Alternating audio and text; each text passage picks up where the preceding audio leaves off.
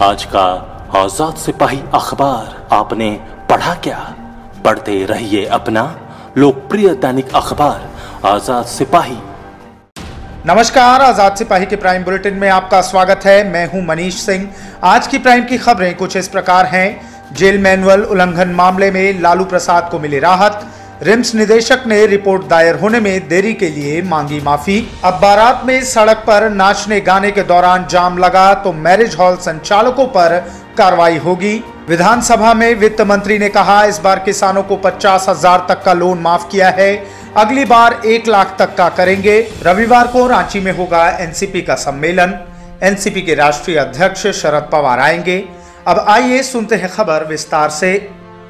चारा घोटाला के सजायाफ्ता लालू यादव को जेल मैनुअल उल्लंघन मामले में थोड़ी राहत मिली है।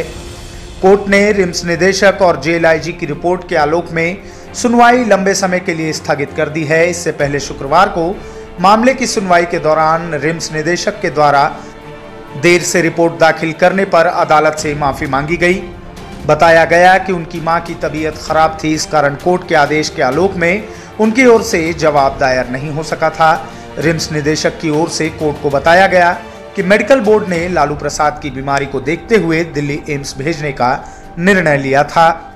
लालू प्रसाद के स्वास्थ्य से संबंधित रिपोर्ट भी कोर्ट को सौंपी गई।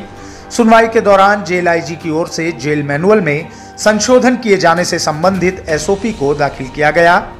मामले की सुनवाई हाई कोर्ट के न्यायमूर्ति अपरेश कुमार सिंह की कोर्ट में हुई। बता दें कि कोर्ट ने रिम्स निदेशक से स्पष्टीकरण मांगा था कि कोर्ट के 2 बार आदेश देने के बाद भी उनकी ओर से जवाब क्यों दायर नहीं किया गया। राजधानी रांची में बारात के दौरान सड़क पर नाचने और झूमने से ट्रैफिक जाम हुआ तो अब मैरिज हॉल संचालकों पर भी कार्रवाई होगी। इस पर रोक लगाने के लिए मैरिज हॉल संचालकों को वर-वधू पक्ष से लिखित शपथ पत्र लेना होगा कि वे बारात निकालने के दौरान रोड जाम नहीं करेंगे। अगर सड़क जाम हुआ तो पुलिस की कार्रवाई होगी और जुर्माना भी देना होगा। संजय सेठ की अध्यक्षता में हुई बैठक में अधिकारियों ने कहा कि लगन के समय बारात से सड़क जाम होना आम बात है, इस पर रोक लगाई जाएगी। डीसी ने कहा कि बारात निकालने का समय और दूरी तय की जाएगी ताकि सड़क जाम की नौबत ना आए। अधिकारियों ने कहा कि सड़क दुर्घटना में लगातार कमी आ रही है, इसलिए ब्लैक स्पॉट की संख्या भी कम हो रही है।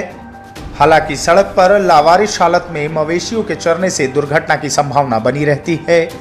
डीसी ने नगर निगम को इस मामले में कार्रवाई करने के लिए कहा। पशुओं को आवारा छोड़ने वालों पर भी कार्रवाई होगी। इस बार किसानों को 50,000 तक का कृषि लोन माफ किया है, अगली बार 1 लाख तक करेंगे। झारखंड विधानसभा के बजट सत्र के 6ठे दिन शुक्रवार को दूसरी पाली में आम बजट पर चर्चा के दौरान यह बातें वित्त मंत्री डॉक्टर रामेश्वर उरांव ने कही। श्री उरांव ने कहा कि 3 मार्च को बजट पेश किया गया था। इस पर गुरुवार और शुक्रवार को चर्चा हुई। जब मैं बजट पेश करके निकला तो विपक्ष ने इसको बोगस कहा। आज एक विपक्षी विधायक ने कहा कि बजट किसी ने लिख दिया और मैंने पढ़ दिया। ऐसा नहीं है। मुख्यमंत्री हेमंत सोरेन ने 2 महीने तक विभिन्न विभागों की समीक्षा की और मैंने और वित्त सचिव हिमानी पांडे की टीम ने मेहनत करके यह बजट तैयार किया है। डॉक्टर रामेश्वर उरांव ने बजट का मकसद साफ करते हुए कहा, इसका मकसद डिस्ट्रीब्यूशन ऑफ इनकम यानी आमदनी का बंटवारा है और यही आर्थिक और सामाजिक न्याय है।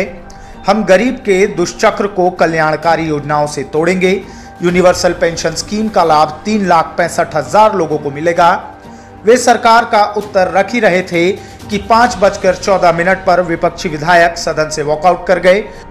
उनके जाने के बाद श्री उरांव ने कहा कि चंद्रोदय तो हो चुका है, अब आने वाली पूर्णमासी है।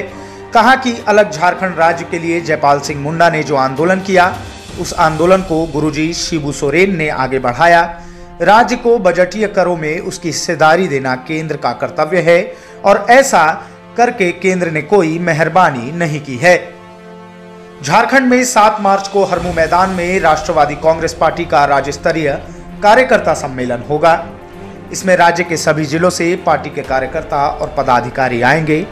पार्टी के राष्ट्रीय अध्यक्ष शरद पवार इस सम्मेलन में बतौर मुख्य अतिथि शामिल होंगे। सम्मेलन के माध्यम से राष्ट्रीय अध्यक्ष श्री पवार पार्टी में संगठन में नई जान फूकेंगे। इस आशय की जानकारी राष्ट्रवादी कांग्रेस पार्टी के प्रदेश अध्यक्ष सह विधायक कमलेश कुमार सिंह एवं सूर्य सोनल सिंह ने दी। कहा कि सम्मेलन में रकपा के राष्ट्रीय महासचिव सह राज्यसभा सांसद प्रफुल्ल पटेल, राष्ट्रवादी महिला कांग्रेस की राष्ट्रीय अध्यक्ष सह सांसद फौजिया खान, राष्ट्रवादी युवा कांग्रेस के राष्ट्रीय अध्यक्ष धीरज शर्मा, छात्र संघ के राष्ट्रीय अध्यक्ष सोनिया दुहन आदि उपस्थित रहेंगे। उन्होंने कहा कि आने वाले समय में झारखंड में राकपा का जनाधार बढ़ाया जाएगा, जन समस्याओं का निदान निकालने का हर संभव प्रयास होगा, इससे लोगों का जुड़ाव राकपा से होगा। उन्होंने कहा कि पार्टी के राष्ट्रीय अध्यक्ष श्री पवार झारखंड में पार्टी की गतिविधियों पर नजर रखे हुए हैं। उनके नेतृत्व में झारखंड में राकपा मजबूत बनकर उभरेगी। आज के प्राइम में बस इतना ही। आगे की न्यूज अपडेट्स जानने के लिए देखते रहिए आजाद सिपाही।